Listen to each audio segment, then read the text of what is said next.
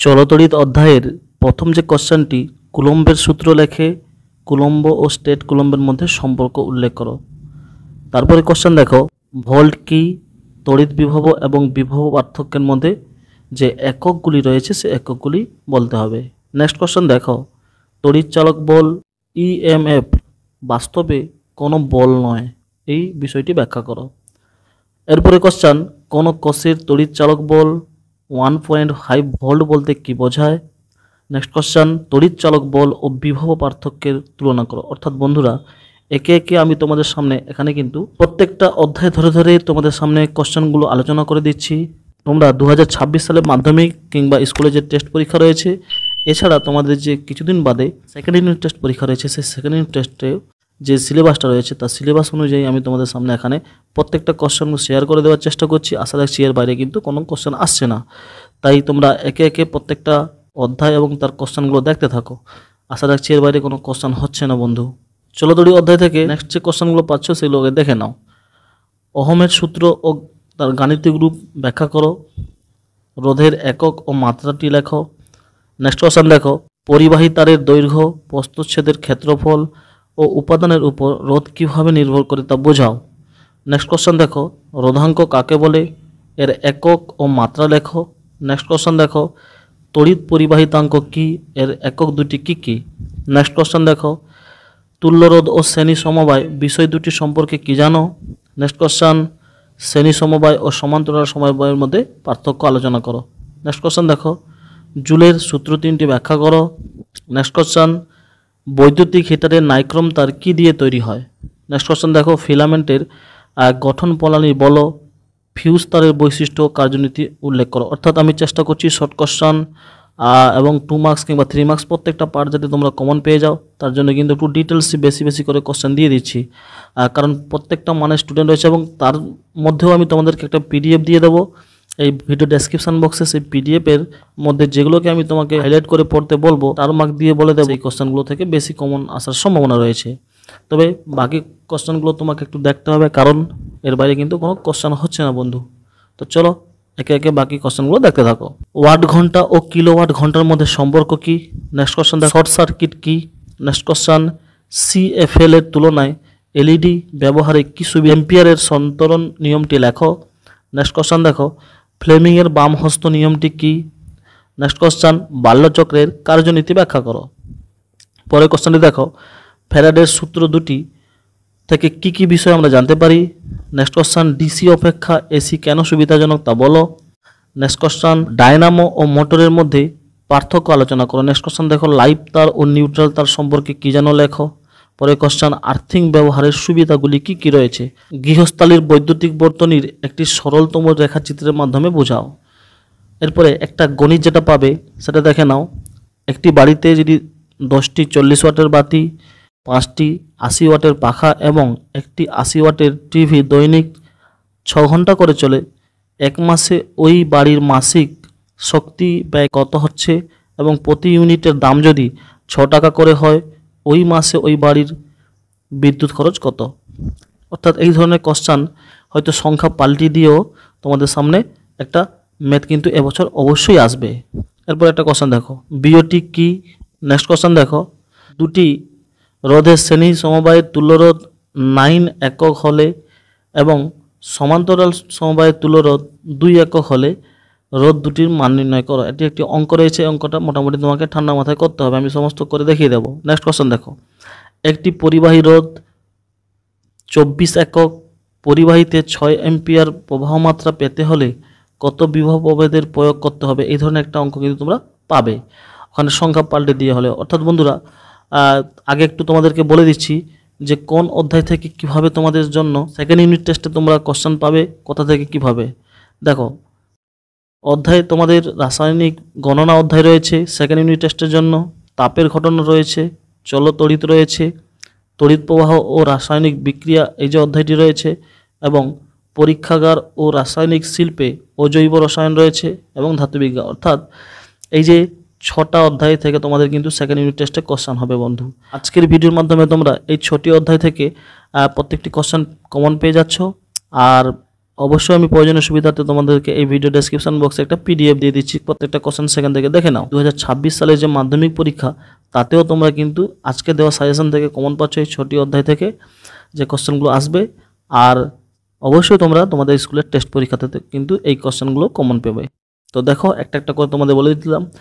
আমি প্রথমে তোমাদের সামনে কিন্তু চলতরিৎ অধ্যায়টি এতক্ষণ ধরে বলে দিয়েছি। এরপরে দেখো রাসায়নিক গণনা যে অধ্যায়টি রয়েছে তা বলছি। গ্যাসের প্রমাণ ঘনত্ব বাষ্প ঘনত্বের মধ্যে সম্পর্ক কি? গ্যাসের বাষ্প ঘনত্ব আণবিক ভরের মধ্যে সম্পর্ক কি? নেক্সট কোশ্চেন দেখো, একটি গ্যাসের এসটিপিতে ভর 11 গ্রাম হলে ওই গ্যাসটির বাষ্প ঘনত্ব কত হবে? নেক্সট কোশ্চেন দেখো, মল কিসের একক? নেক্সট কোশ্চেন দেখো, এসটিপিতে 22.4 লিটার কোনো গ্যাসের অণুর সংখ্যা কত?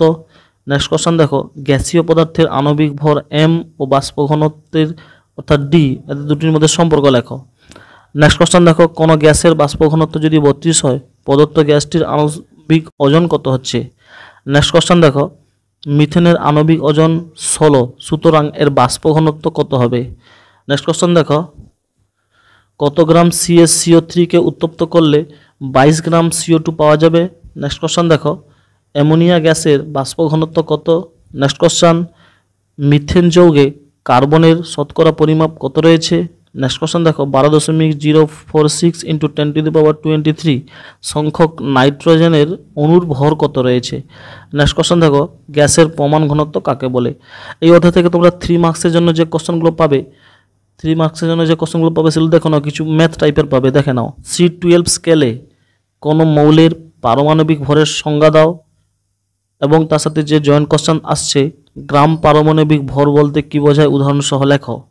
নেক্সট কোশ্চেনটি দেখো, C12 স্কেলে আণবিক ভরের সংজ্ঞা দাও, উদাহরণ সহ গ্রাম আণবিক ভর কাকে বলে লেখো। নেক্সট কোশ্চেন দেখো, 10 গ্রাম ক্যালসিয়াম কার্বনেটের সঙ্গে অতিরিক্ত লঘু হাইড্রোক্লোরিক অ্যাসিডের বিক্রিয়ায় CO2 উৎপন্ন হলে কত গ্রাম CO2 উৎপন্ন হবে? কত মোল CO2 উৎপন্ন হলো?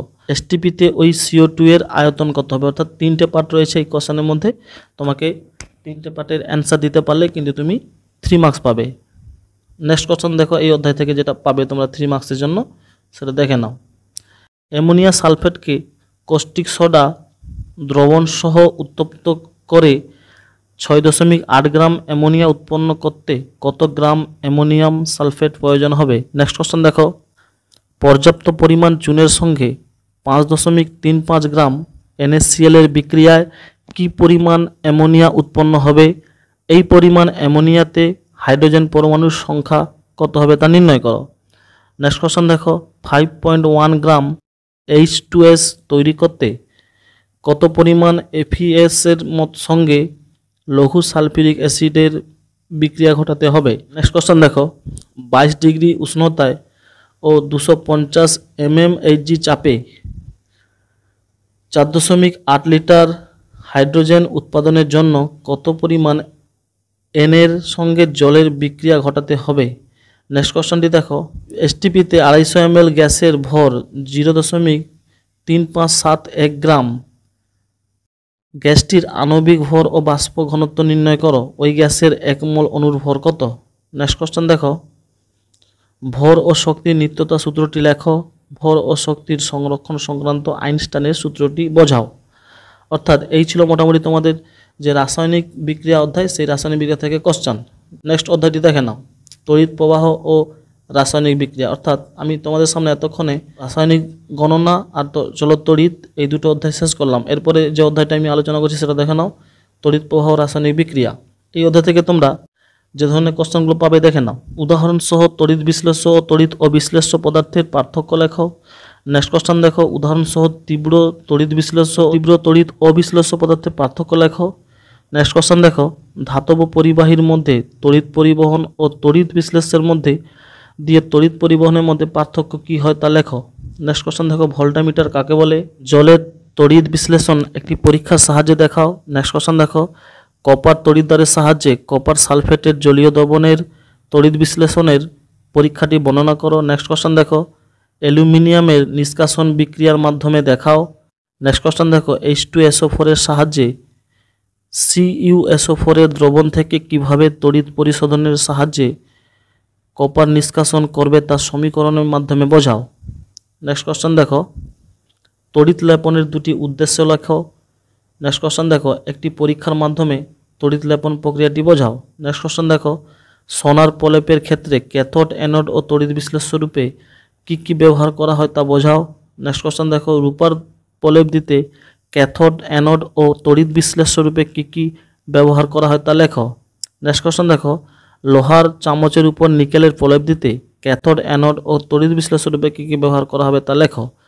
নেক্সট কোশ্চেন দেখো, অ্যালুমিনিয়াম নিষ্কাশনে তড়িৎ বিশ্লেষণ পদ্ধতি কিভাবে ব্যবহার করা হয় তা বলো। এরপরে যে অধ্যায়টা রয়েছে সেটা হচ্ছে তাপের ঘটনা। এই অধ্যায়টা আলোচনা করছি, প্রত্যেকটা কোশ্চেন দেখে নাও। কঠিন পদার্থের ক্ষেত্র প্রসারণ গুণাঙ্ক কাকে বলে? Very very important. Next question দেখো, কঠিন পদার্থের দৈর্ঘ্য প্রসারণ গুণাঙ্কের একক দুটি লেখো। নেক্সট কোশ্চেন দেখো, কঠিন পদার্থের আয়তন প্রসারণ গুণাঙ্কের একক দুটি লেখো। নেক্সট কোশ্চেন দেখো, তরলের প্রকৃত প্রসারণ ও আপাত প্রসারণের মধ্যে পার্থক্য কী? তরলের প্রসারণ গুণাঙ্ক দুটির মধ্যে সম্পর্ক লেখো এবং এর একক কী? নেক্সট কোশ্চেন, গ্যাসের আয়তন প্রসারণ গুণাঙ্কের সংজ্ঞা দাও। নেক্সট কোশ্চেন, আদর্শ গ্যাসের ক্ষেত্রে আয়তন প্রসারণ গুণাঙ্কের মান কত হয়? নেক্সট কোশ্চেন দেখো, তাপ পরিবাহিতাঙ্ক কাকে বলে? রূপা, অ্যালুমিনিয়াম ও পিতলের ক্ষেত্রে এর মান কত? নেক্সট কোশ্চেন দেখো, তাপ পরিবাহিতাঙ্কের একক ও মাত্রা লেখো। নেক্সট কোশ্চেন দেখো, বিভিন্ন পদার্থের তাপ পরিবহন ক্ষমতা বিভিন্ন, এই বিষয়ে ইনজেনহাউজের পরীক্ষার পর্যবেক্ষণ ও সিদ্ধান্তটি লেখো। নেক্সট কোশ্চেন দেখো, তড়িৎ রোধ ও তাপীয় রোধের মধ্যে পার্থক্য লেখো। নেক্সট কোশ্চেন দেখো, তাপ পরিবহন ও তড়িৎ পরিবহনের মধ্যে দুটি করে সাদৃশ্য ও বৈসাদৃশ্য আলোচনা করো। নেক্সট কোশ্চেন, তাপীয় রোধের মাত্রা ও একক লেখো। নেক্সট কোশ্চেন, একটি আদর্শ পরিবাহীর তাপ পরিবাহিতার মান কত হয়? নেক্সট কোশ্চেন, গ্যাসীয় পদার্থের ক্ষেত্রে কোন প্রকার প্রসারণ লক্ষ্য করা যায় তা আলোচনা করো। তামার তাপ পরিবাহিতাঙ্ক 385 ডাব্লিউ m⁻⁻1 k⁻⁻1 বলতে কি বোঝো? নেক্সট কোশ্চেন, পিতলের দৈর্ঘ্য প্রসারণ গুণাঙ্ক 0.000019 ডিগ্রি সি বলতে কি বোঝো? নেক্সট কোশ্চেন দেখো, দ্বিধাতব পাত কি? এর যে কোনো দুটি ব্যবহার উল্লেখ করো। নেক্সট কোশ্চেনে দেখো, তাপীয় রোধাঙ্কের সাথে তাপ পরিবাহিতার কি সম্পর্ক রয়েছে? শূন্য স্থানে তাপ পরিবাহিতাঙ্কের মান কত হয়? অর্থাৎ বন্ধুরা, প্রত্যেকটা অধ্যায় ধরে ধরে আমি তোমাদের সামনে এখানে কিন্তু প্রত্যেকটা ইম্পর্টেন্ট কোশ্চেন 1 নম্বর 2 নম্বর কিংবা 3 নম্বর যেগুলো তোমাদের কোশ্চেন হয় সমস্ত ধরনের কোশ্চেন বলে দিচ্ছি। এর বাইরে কোনো কিছু আর পড়ার দরকার হবে না। তবে তোমরা যদি পিডিএফটা ডাউনলোড করে নাও আমার ডেসক্রিপশান থেকে, তাহলে সেখানে কিন্তু আমি চেষ্টা করেছি তোমাদের জন্য মোটামুটি স্টার মার্ক দিয়ে কিছু কোশ্চেন বলে দেওয়ার জন্য। সেই স্টার মার্কসের কোশ্চেনগুলো অবশ্যই তোমাদের পিডিএফ থেকে পড়তে হবে। এখানে আমি তোমাদেরকে অধ্যায় ধরে ধরে প্রত্যেকটা কোশ্চেন আগে বলে দিয়েছি। অর্থাৎ এতক্ষণ ধরে তোমাদের সামনে আমি এই 4টে অধ্যায় বলেছি। এরপরে যে অধ্যায়টি বলছি সেটা দেখে নাও, পরীক্ষাগার ও রাসায়নিক শিল্পে অজৈব রসায়ন। এই অধ্যায়টা আলোচনা করে দিচ্ছি, দেখে নাও। তরল অ্যামোনিয়া ও লাইকার অ্যামোনিয়ার মধ্যে পার্থক্য লেখো। নেক্সট কোশ্চেন দেখো, নেসলার বিকারক কাকে বলে? নেক্সট কোশ্চেন দেখো, ইউরিয়ার শিল্প উৎপাদন পদ্ধতি বর্ণনা করো। নেক্সট কোশ্চেন দেখো, ইউরিয়ার যে কোনো দুটি ব্যবহার উল্লেখ করো। নেক্সট কোশ্চেন, হাইড্রোজেন সালফাইড প্রস্তুতিতে প্রয়োজনীয় রাসায়নিক পদার্থ, সমীকরণ, শর্ত, সংগ্রহ ও শুষ্ককরণ বিষয়গুলো বোঝাও। নেক্সট কোশ্চেন, H2S প্রস্তুতিতে গাঢ় H2SO4 এবং HNO3 কেন ব্যবহার করা হয় না? নেক্সট কোশ্চেন দেখো, হাইড্রোজেন সালফাইড গ্যাসের দুটি করে ভৌত রাসায়নিক ধর্ম লেখো। নেক্সট কোশ্চেন দেখো, পরীক্ষাগারে নাইট্রোজেন গ্যাস প্রস্তুতি বর্ণনা করো। নেক্সট কোশ্চেন দেখো, নাইট্রোজেনের যে কোনো 3টি ব্যবহার উল্লেখ করো। নেক্সট কোশ্চেন, নাইট্রোজেন গ্যাসের দুটি করে ভৌত রাসায়নিক ধর্মের বর্ণনা দাও। নেক্সট কোশ্চেন, লাভ-লাং পদ্ধতিতে কিভাবে HCl উৎপন্ন করা হয়? টিকা লেখো। অসওয়াল্ড পদ্ধতি। পরের কোশ্চেনটি দেখো, স্পর্শ পদ্ধতিতে H2SO4 কিভাবে উৎপন্ন হবে? নেক্সট কোশ্চেন, স্পর্শ পদ্ধতিতে H2SO3 কে সরাসরি জলে মিশিয়ে সালফিউরিক অ্যাসিড প্রস্তুত করা হয় না কেন? নেক্সট কোশ্চেন দেখো, ধূমায়মান সালফিউরিক অ্যাসিড কি? নেক্সট কোশ্চেনটি দেখো, নাইট্রোলিম কি?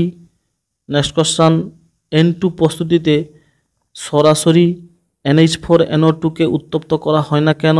নেক্সট কোশ্চেন, কপার সালফেটের নীল বর্ণের জলীয় দ্রবণে H2S গ্যাস চালনা করলে কোন বর্ণের কপার সালফাইড অধক্ষিপ্ত হবে? তার সমীকরণ দাও। নেক্সট কোশ্চেন, সবুজ বর্ণের ক্রমিক লবণ উৎপন্ন করতে কোন বর্ণের কি অ্যাসিডের প্রয়োজন হবে? সমীকরণের সাহায্যে দেখাও। ইউরিয়া, স্টিবামিন ও বারবিটিউরেট যৌগ দুটির কোনটি কোন রোগের ওষুধ হিসাবে কাজ করে? নেক্সট কোশ্চেন দেখো, হলুদ বর্ণের ফেরিক ক্লোরাইড দ্রবণে NH4OH দ্রবণ যোগ করলে বা NH3 গ্যাস চালনা করলে কোন রঙের ফেরিক হাইড্রোক্সাইড অধক্ষিপ্ত হবে তা সমীকরণের সহযোগে দেখাও।